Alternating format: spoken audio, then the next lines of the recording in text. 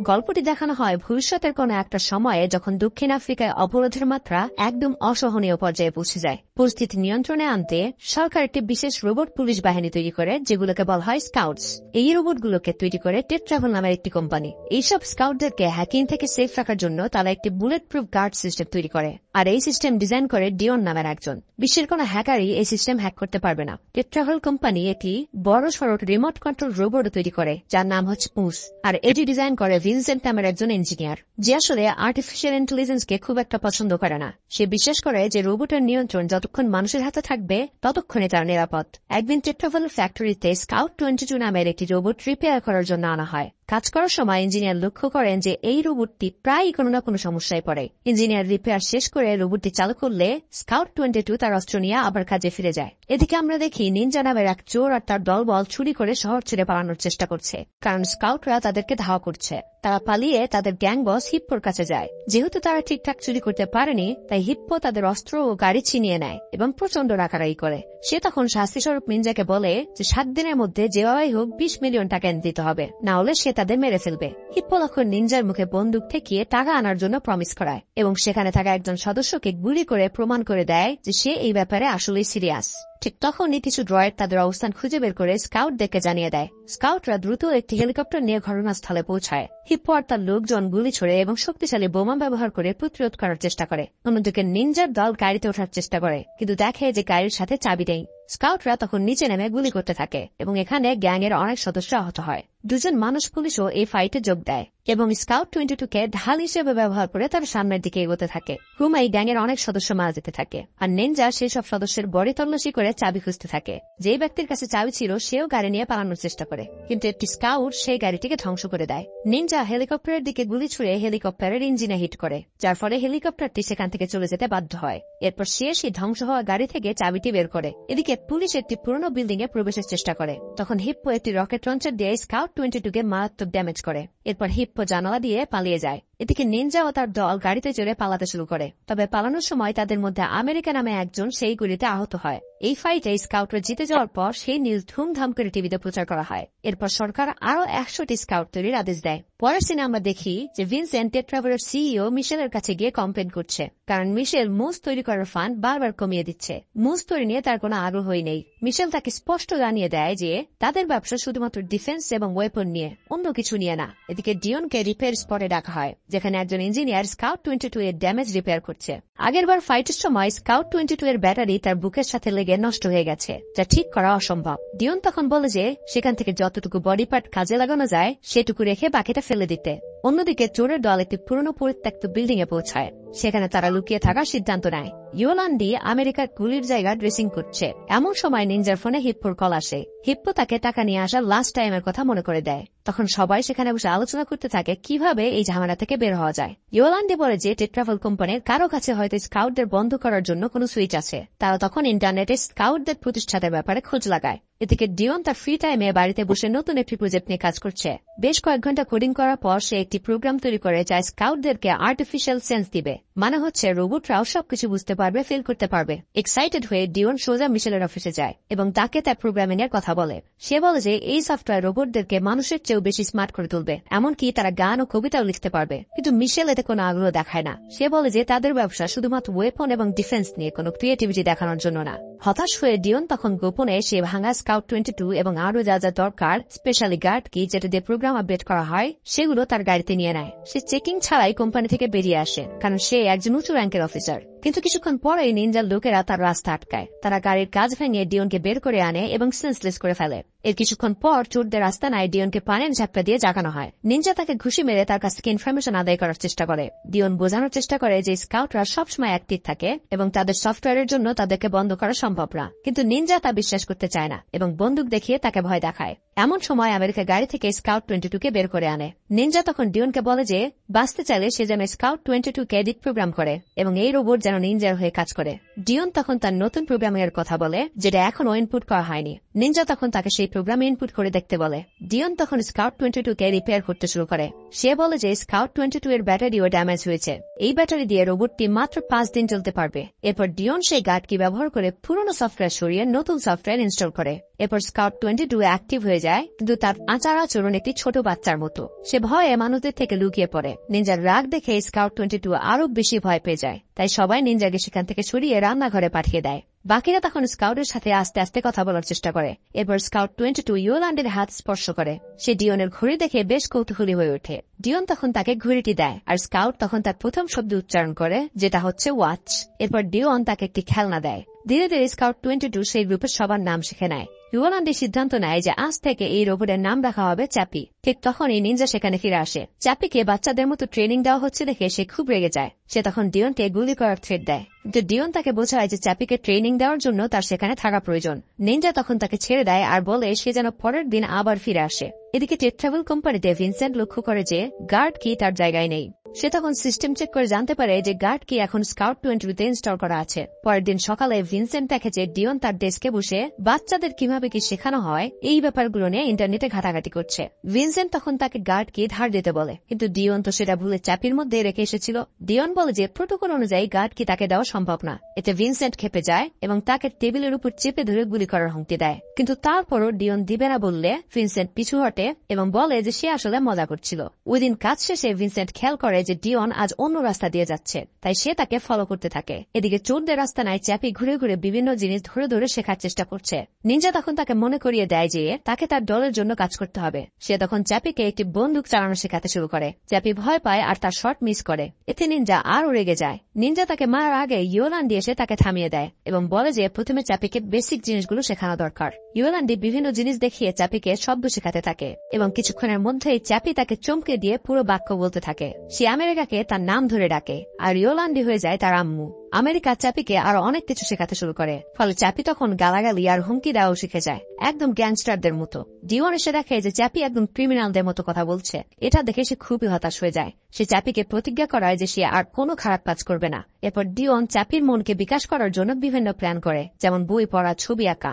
Vincent এসব দেখে বুঝতে পারে যে গার্ড কিটা কোথায় আছে, আর সে একটা প্ল্যান করতে করতে সেখান থেকে বেরিয়ে যায়। এদিকে চ্যাপি ড্রয়িং শেখার চেষ্টা চালিয়ে যাচ্ছে। সে একটা গাড়ির নিখুঁত ছবি এঁকে ফেলে, তবে এই মিষ্টি মুহূর্তটা বেশিক্ষণ স্থায়ী হয় না, কারণ নিনজা হঠাৎ এসে ডিওনকে মাটিতে ফেলে লাথি মারতে শুরু করে।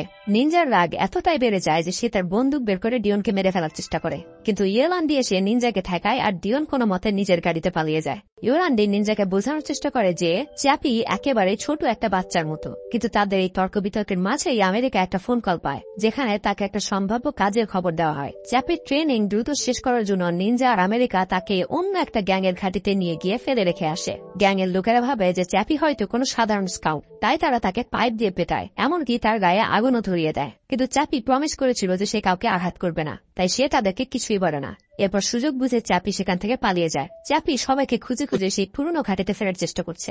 এরপর যখন সে ক্লান্ত হয়ে একটা পাথরের উপর বসে বিশ্রাম নিচ্ছিল, তখন একটা কুকুর তার কাছে আসে। চ্যাপি সেই কুকুরটাকে আদর করে, কিন্তু হঠাৎ করে ভিনসেন্ট আর তার লোকেরা তাকে ঘিরে ফেলে। তাদের কোম্পানির ট্র্যাকিং সিস্টেম ব্যবহার করে তারা চ্যাপির লোকেশন খুঁজে বের করে ফেলেছে। ভিনসেন্ট চ্যাপিকে একটা ইলেকট্রনিক ডিভাইস দিয়ে আঘাত করে, আর সাথে সাথে চ্যাপি বন্ধ হয়ে যায়। এরপর চ্যাপি ভিনসেন্টের ট্রাকের মধ্যে জেগে ওঠে আর নিজেকে ছাড়ানোর চেষ্টা করে। তখন ভিনসেন্ট তার হাত কেটে ফেলে। এরপর ভিনসেন্ট চ্যাপির মাথার প্যানেল খুলে গার্ড কি বের করে নিয়ে বলে, তুমি মানুষ নও, তুমি হচ্ছে শুধু তার আর যন্ত্রপাতি। ভিনসেন্ট বুঝতে পারে যে চ্যাপির আর কোনো দরকার নেই, তাই সে তার মাথা কাটার প্ল্যান করে। কিন্তু এবার চ্যাপি আরো শক্তি দিয়ে ফাইট করে এবং সবাইকে ঠেলে ট্রাক থেকে লাফিয়ে পালিয়ে যায়। লোকেরা তার পিছনে গুলি চালায়, এতে চ্যাপির শরীর আরো ক্ষতিগ্রস্ত হয়, কিন্তু সে দৌড়ানো থামায় না। ভিনসেন্ট তাকে যেতে দেয়, কারণ এখন আর তাকে দরকার নেই। চ্যাপি কোনো মতে ঘাটিতে ফিরে আসে। ইয়োলান্ডি তাকে দেখে চিৎকার করতে করতে পুরস্কার করতে শুরু করে আর সবকিছুর জন্য নিনজাকে দোষারোপ করে।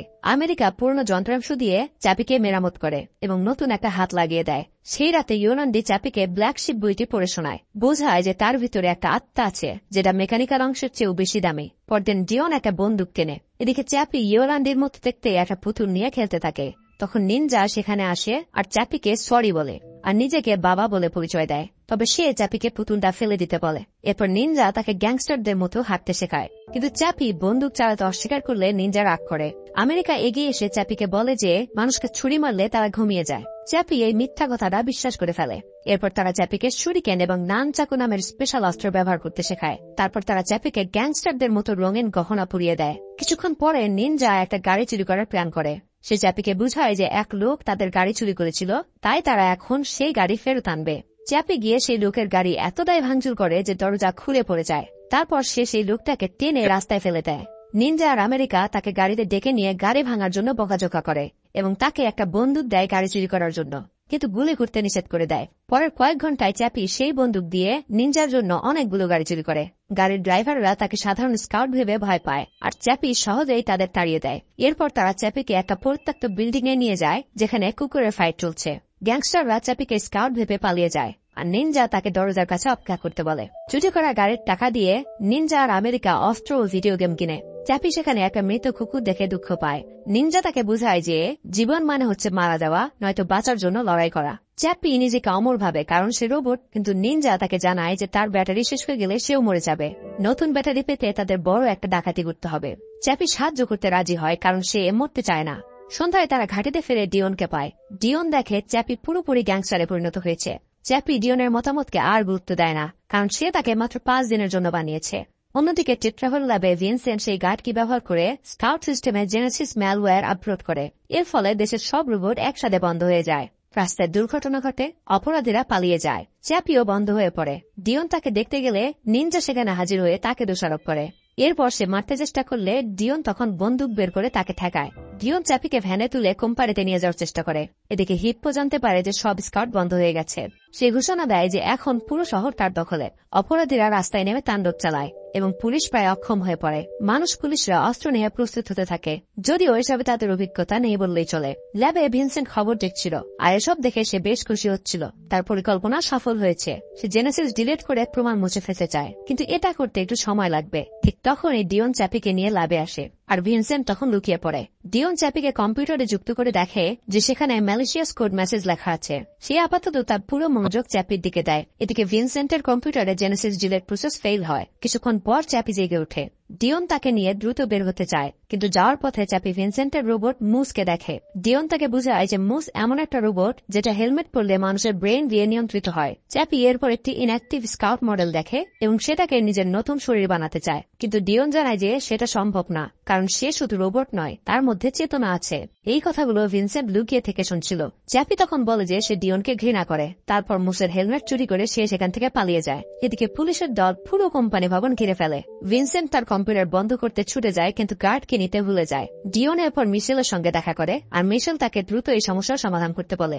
ভিনসেন্ট তখন মিশেলকে বোঝানোর চেষ্টা করে যে এখন এই মুস ব্যবহার করার সঠিক সময়, কিন্তু মিশেল এতে আগ্রহ দেখায় না। এদিকে তাদের ঘাটিতে চ্যাপি সেই হেলমেটটি ইয়োলান্ডের উপর ট্রায়াল করে এবং সেটা ছোট কম্পিউটারের সাথে কানেক্ট হয়ে ঠিকঠাক কাজ করে। এরপর চ্যাপি সেই হেলমেট পরে নিজের চেতনা আপলোড করার চেষ্টা করে, কিন্তু সেটা বেশ কয়েকবার ব্যর্থ হয়। তখন সে কম্পিউটারকে ভিডিও গেম কনসোলের সঙ্গে যুক্ত করার পর সেটা বেশি পাওয়ারফুল হয় এবং তখন সেই হেলমেট চ্যাপির চেতনাকে স্ক্রিনে দেখায়। এখন চ্যাপির শুধু নতুন শরীরের জন্য টাকা দরকার, তাই গ্যাংয়ের সবাই ডাকাতির প্রস্তুতি নেয়। তারা হাইওয়েতে একটি আর্মড গাড়ি আটকে দেয়। চ্যাপি তার ছুরি দিয়ে কয়েকজন গার্ডকে হত্যা করে। সে ভাবে যে তারা ঘুমিয়ে পড়ছে। তারা গাড়ির দরজা উড়িয়ে দেয়, আর চ্যাপি টাকাগুলো নিয়ে পালায়। হেলিকপ্টার থেকে সাংবাদিকরা এই দৃশ্য রেকর্ড করে। চ্যাপি দেখে যে একজন গার্ড ব্যথায় ছটফট করছে, কিন্তু সে বুঝে ওঠার আগেই গ্যাং তাকে গাড়িতে তুলে নেয়। অন্যদিকে টেট্রাভেল অফিসে ডিওন সিস্টেম পরীক্ষা করে দেখে যে জেনেসিস আসলে ভিনসেন্টের কম্পিউটার থেকে এসেছে। সে মিশেলকে এই ব্যাপারে বলতে যায়, কিন্তু এরই মধ্যে খবরের স্ক্রিনে চ্যাপির টাকা চুরি আর হত্যার দৃশ্য দেখানো হয়। ডিওন রেগে গিয়ে অফিস ছেড়ে যায়। ভিনসেন্ট এই সুযোগে মিশেলের কাছে গিয়ে বলে যে ডিওন জেনেসিস আপলোড করেছে এবং তার রোবট সবকিছু বুঝতে পারে। সে নিউজ দেখিয়ে মিশেলকে প্রমাণ দেখায়। মিশেল এরপর মুস ব্যবহারের অনুমতি দেয়। ভিনসেন্ট নিজের ব্রেইন মুসের সঙ্গে কানেক্ট করে এবং চ্যাপিকে ধ্বংস করার জন্য তাকে পাঠায়। এদিকে খবর দেখে হিপ্পো ঘোষণা করে যে তারও এই রোবট চাই। এদিকে চ্যাপি খুব খুশি হয়, কারণ সে ভাবে তার নতুন শরীরের জন্য টাকা জোগাড় হয়ে গেছে। কিন্তু নিনজা তখন তাকে জানায় যে নতুন শরীরের কোনো সুযোগ নেই। সে আসলে টাকা চুরির জন্য মিথ্যা বলেছিল। চ্যাপি রেগে গিয়ে নিনজার গলা চেপে ধরে মাটিতে ফেলে দেয়। এদিকে ঘাঁটিতে পৌঁছানোর পর ডিওন এখানে এসে সতর্ক করে যে অনেক বড় বিপদ আসছে। সে চ্যাপিকে একটি বিশেষ অস্ত্র দেখায় যা দিয়ে সে রোবটদেরও ধ্বংস করতে পারে। এর মধ্যে হিপ্পো আর তার লোকজন এসে টাকা চায় এবং একই সাথে চ্যাপিকেও নিতে চায়। নিনজার লোকজন কোনো কথা না বাড়িয়ে গুলি চালাতে শুরু করে। যুদ্ধ শুরু হয়, কিন্তু কয়েক সেকেন্ডের মধ্যেই মুস সেখানে এসে উপস্থিত হয়। ভিনসেন্ট মুস দিয়ে আমেরিকাকে মাটিতে পিষে ফেলে এবং তার শরীর টুকরো টুকরো করে ফেলে। নিনজা গুলি চালায়, কিন্তু তাতে মুসের কিছুই হয় না। তখন সে লুকিয়ে পড়ে, কারণ মুস তখন ফ্লেম থ্রোয়ার চালায়। হিপ্পো এবং তার দল মুসের দিকে গুলি চালায়। ভিনসেন্ট তখন মুসকে আকাশে উড়িয়ে নিয়ে ক্লাস্টার বোমা ফেলে। এতে গ্যাংয়ের সবাই মারা যায়, শুধুমাত্র হিপ্পো বেঁচে যায়, কারণ সে একটি পাইপের মধ্যে লুকিয়েছিল। নিনজা বের হতে চাইলে ইয়োনান্ডি তাকে টেনে ধরে লুকিয়ে রাখে। মুস তখন ডিওনের দিকে আক্রমণ করতে যায়, তখন চ্যাপি ডিওনের সামনে দাঁড়ায়। ডিওনের দেওয়া সেই বিশেষ অস্ত্র দিয়ে চ্যাপি মুসের একটি হাত উড়িয়ে দেয়, কিন্তু মুস তাকে গুলি করে মাটিতে ফেলে দেয়। আর তখন চ্যাপি তার হাতের বোমার ডেটোনেটর হারিয়ে ফেলে। এই সুযোগে হিপ্পো লুকিয়ে বেরিয়ে আসে এবং নিনজার সঙ্গে মিলে মুসের উপর গুলি চালায়। অন্যদিকে চ্যাপি এবং ইয়োলান্ডি লুকিয়ে যায়। মুসের ক্যামেরা ভেঙে যাওয়ায় ভিনসেন্ট তাকে সাময়িকভাবে সেখান থেকে সরিয়ে আনে।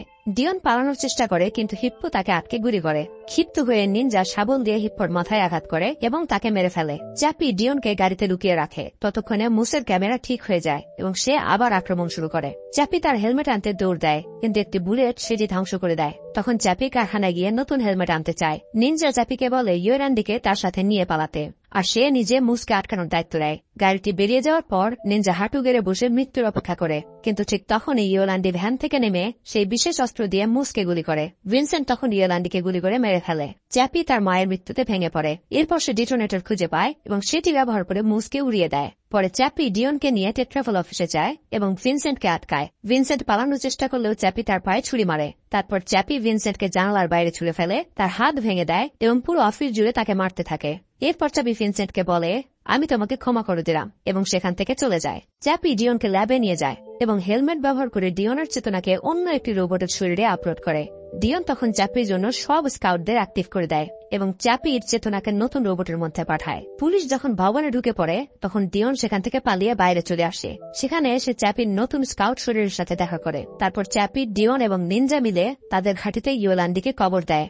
সংবাদে বলা হয় যে সব রোবট পুলিশ এখন থেকে নিষিদ্ধ করা হলো এবং মানুষ আবার পুলিশ বাহিনীতে ফিরে এসেছে। চ্যাপি ইয়োলান্ডির হেলমেট টেস্ট করার সেই পেন ড্রাইভটি খুঁজে পায়। তারপর সে কারখানার মেশিনগুলোকে হ্যাক করে এবং একটি সুন্দর মহিলা রোবট তৈরি করে, যেন ইয়োলান্ডির চেতনাকে সেই রোবটে আপলোড করা যায়। আর এখানেই মুভিটি শেষ হয়ে যায়।